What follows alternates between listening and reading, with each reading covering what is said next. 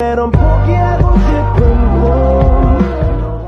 더 걷고 싶어 until the end of time 지금 난 간절히 원해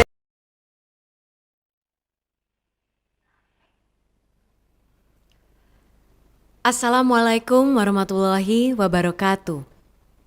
Shalom, salam sejahtera bagi kita semua. Om Swastiastu, Namo Buddhaya, salam kebajikan. Selamat sore teman-teman dan sahabat G20 yang berada di dalam dan di luar negeri. Semoga kita selalu dalam keadaan sehat. Hari ini saya Maudia Yunda ingin berbagi beberapa informasi penting dari rangkaian kegiatan presidensi G20. Teman-teman, mari kita ingat lagi. Tema utama presidensi G20 Indonesia yaitu Recover Together, Recover Stronger. Kita mengajak seluruh dunia untuk berkolaborasi, pulih, dan bangkit bersama dari pandemi COVID-19 serta tumbuh lebih kuat secara berkelanjutan. Digitalisasi adalah hal penting agar kita bisa pulih lebih kuat. Teknologi digital merupakan sarana untuk memudahkan dunia pulih di berbagai sektor, termasuk di Indonesia. Dalam 2 tahun terakhir, Indonesia sedang melaksanakan akselerasi transformasi digital melalui 4 sektor strategis, yaitu infrastruktur digital, pemerintahan digital, masyarakat digital, dan ekonomi digital. Teman-teman, tentu kita semua tahu bahwa aktivitas digital di berbagai aspek kehidupan telah mendorong ekosistem perekonomian nasional, meningkatkan penguasaan teknologi informasi, dan mempercepat transformasi digital. Nah, isu transformasi digital tepat dijadikan sebagai salah satu isu prioritas dunia. Indonesia akan mendorong negara-negara anggota G20 membentuk aksi dan kolaborasi nyata untuk mewujudkan transformasi digital di berbagai sektor yang lebih inklusif dan merata. Pembahasan pemanfaatan teknologi digital dilakukan oleh berbagai kelompok kerja, di antaranya Trade, Investment and Industry Working Group, Agriculture Working Group, Tourism Working Group, Think Tank atau Think 20, and Business 20.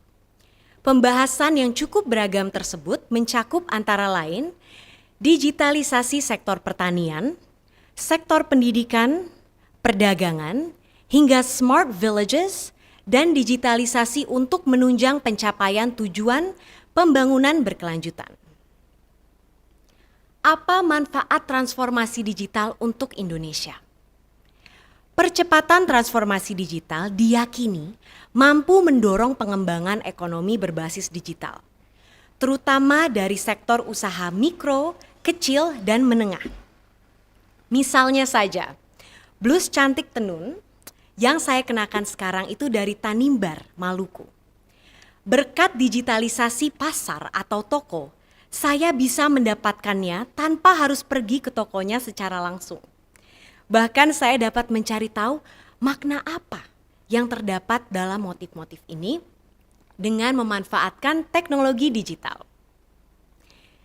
Kita tentu memahami bagaimana teknologi digital memudahkan kita mendapatkan layanan kesehatan, edukasi, dan kegiatan transaksi ekonomi.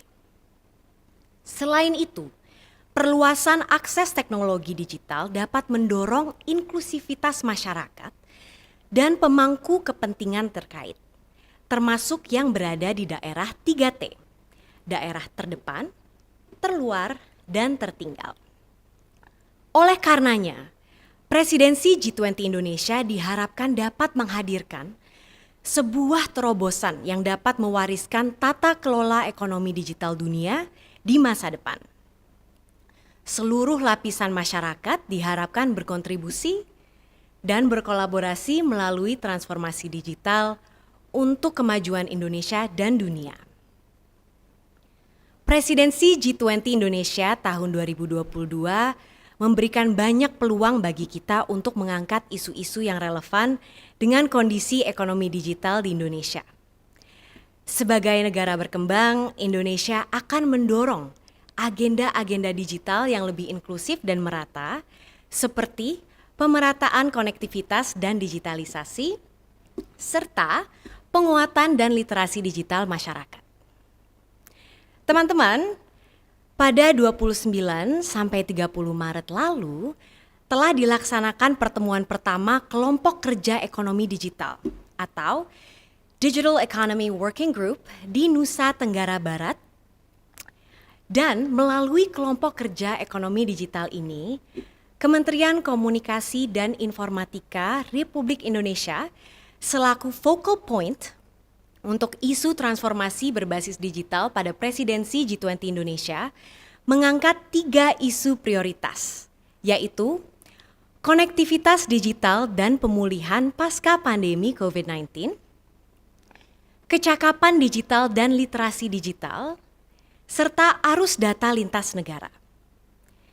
Selain itu, untuk mendukung keselarasan pembahasan isu digital di presidensi G20 Indonesia, Kementerian Kominfo turut melakukan penyelarasan isu digital yang dibahas oleh lintas kelompok kerja dengan harapan terwujudnya kolaborasi dan sinergi yang strategis.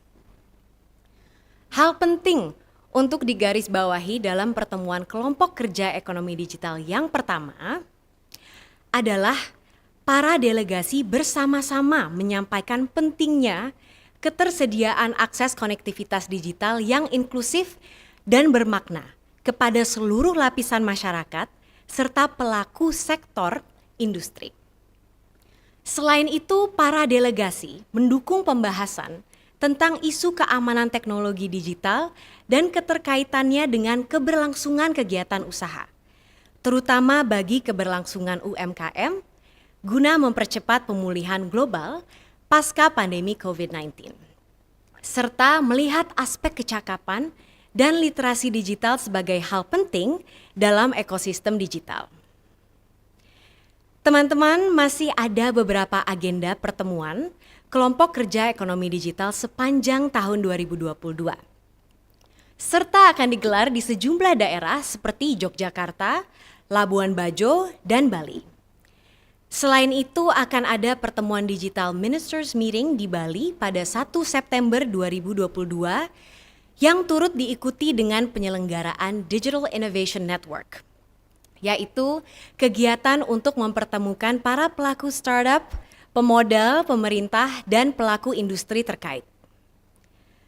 Bersamaan dengan KTT G20 pada 15 sampai 16 November 2022 di Bali, Kementerian Kominfo akan mengadakan Digital Transformation Expo atau DTE sebagai salah satu bentuk kegiatan pendamping yang memvisualisasikan perkembangan dan pencapaian ekosistem digital di Indonesia dan anggota G20 selama ini, terutama ketika dilanda pandemi COVID-19.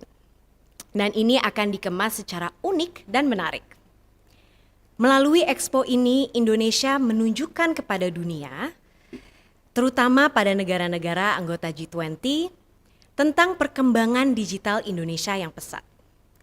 DTI juga diharapkan meningkatkan minat investasi, terutama di sektor digital dari negara-negara anggota G20. Melalui DTI diharapkan Indonesia dapat menjadi wadah untuk memfasilitasi kerjasama dan kolaborasi para pemangku kepentingan lintas global untuk melakukan transformasi digital. Sekian yang dapat saya sampaikan pada kesempatan sore ini. Wassalamualaikum warahmatullahi wabarakatuh. Rahayu, Om Shanti Shanti Shanti Om. Semoga Tuhan memberkati kita semua.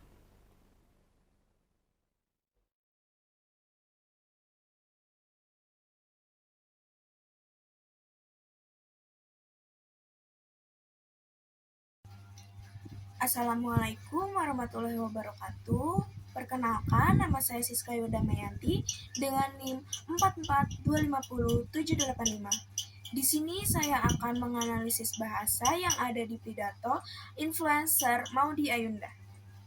Hal pertama yang akan saya bahas adalah identitas pembicara. Maudy Ayunda merupakan seorang aktris, penyanyi, sekaligus public figure yang dikenal aktif dalam dunia pendidikan dan pengembangan diri. Selain berkarir di industri hiburan, Maudy juga sering terlibat sebagai pembicara dalam berbagai forum edukatif dan motivasi. Jenis pidato yang disampaikan dalam video ini adalah pidato motivasi karena bertujuan memberikan inspirasi, semangat, serta dorongan kepada audiens, khususnya generasi muda, agar lebih percaya diri dan berani dalam menentukan pilihan hidup. Selanjutnya, yang kedua adalah isi pidato.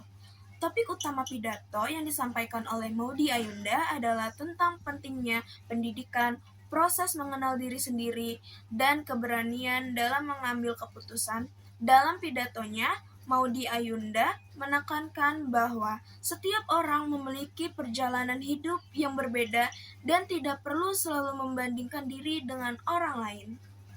Lalu, pesan utama yang ingin disampaikan adalah bahwa belajar merupakan proses seumur hidup, dan kegagalan bukanlah akhir, melainkan bagian dari proses untuk berkembang.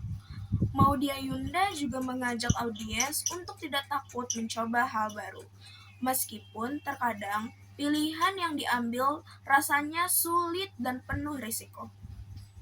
Selain itu, pembicara menekankan pentingnya konsistensi rasa ingin tahu dan keberanian keluar dari zona nyaman agar seseorang dapat menemukan potensi terbaik dalam dirinya. Lalu, struktur yang ketiga adalah cara penyampaian. Dalam menyampaikan pidato, Maudy Ayunda menggunakan suara yang jelas, stabil, dan terdengar tenang. Artikulasi kata yang diucapkan cukup baik sehingga pesan yang disampaikan mudah dipahami oleh audiens. Kecepatan berbicara Maudy Ayunda tergolong sedang dan terkontrol, tidak terburu-buru, sehingga audiens memiliki waktu untuk mencerna setiap poin penting yang disampaikan. Di sini, saya juga akan membahas bahasa tubuh Maudy Ayunda pada saat melakukan pidato ini. Dari segi bahasa tubuh, Maudy menunjukkan sikap yang sopan dan profesional. Ia menjaga kontak mata dengan audiens, menggunakan gestur tangan secara minimal namun tepat, serta menampilkan ekspresi wajah yang sesuai dengan isi pidato. Hal ini membuat penyampaian terlihat alami dan tidak terkesan dibuat-buat. Adapun nada dan intonasi bicara, Maudy Ayunda menggunakan nada bicara yang tenang, stabil, dan cenderung datar. Nada ini memberi kesan dewasa, percaya diri, dan berwibawa. Namun, pada beberapa bagian, intonasi yang terlalu stabil membuat emosi pidato kurang terasa kuat. Akan lebih efektif jika terdapat penekanan nada pada kalimat-kalimat penting agar pesan terdengar lebih hidup dan berkesan. Selanjutnya, kecepatan dan artikulasi kalimat. Kecepatan berbicara Maudy Ayunda tergolong sedang dan berkonsisten, sehingga audiens dapat mengikuti alur pidato dengan sangat baik. Artikulasi kata diucapkan dengan jelas dan rapi.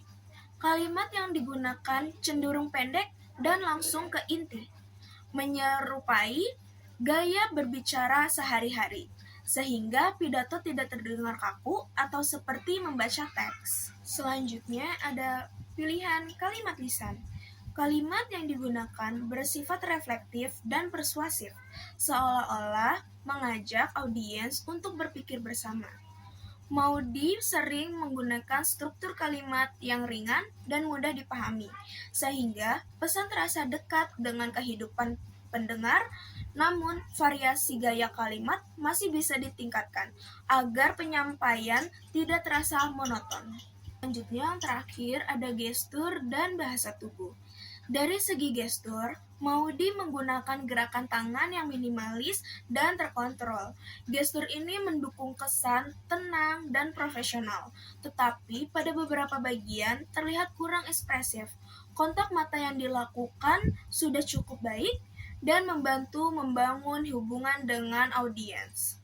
Postur tubuh tegak dan ekspresi wajah yang tenang menunjukkan rasa percaya diri dan kesiapan dalam berbicara di depan umum. Selanjutnya, struktur yang keempat, kelebihan pembicara. Salah satu kelebihan Maudy Ayunda adalah kemampuannya menyampaikan pidato dengan penuh ketenangan dan kepercayaan diri. Cara berbicaranya yang terstruktur membuat alur pidato mudah diikuti oleh audiens. Selain itu, Maudy menggunakan bahasa yang sederhana, komunikatif, dan relevan dengan kehidupan sehari-hari, sehingga pesan yang disampaikan terasa dekat dengan pendengar, terutama kalangan anak muda. Kelebihan lainnya adalah pembicara mampu membangun suasana yang reflektif, sehingga audiens diajak untuk berpikir dan merenungkan pesan yang disampaikan. Struktur yang kelima adalah kekurangan pembicara. Meskipun penyampaian pidato sudah baik, masih terdapat beberapa hal yang dapat diperbaiki lagi. Salah satunya adalah variasi intonasi suara yang cenderung stabil, sehingga pada beberapa bagian pidato terdengar kurang dinamis.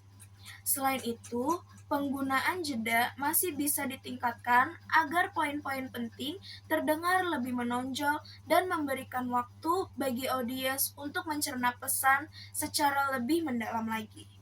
Struktur yang terakhir, struktur keenam, refleksi pribadi. Dari pidato Maudy Ayunda, saya mendapatkan pelajaran bahwa belajar mengenal diri sendiri merupakan hal yang sangat penting dalam menentukan masa depan. Video ini memberikan motivasi untuk tidak takut gagal dan berani mencoba hal-hal baru. Teknik berbicara yang ingin saya tiru adalah cara Maudy Ayunda menyampaikan pesan dengan tenang, jelas, dan percaya diri, serta kemampuannya menjaga kontak mata agar komunikasi dengan audiens terasa lebih kuat. Sekian analisis bahasa dari saya, kurang lebihnya mohon maaf. Wabillahi taufiq wal hidayah. Wassalamualaikum warahmatullahi wabarakatuh. 넌 포기하고 싶은 꿈 덮고 싶어 until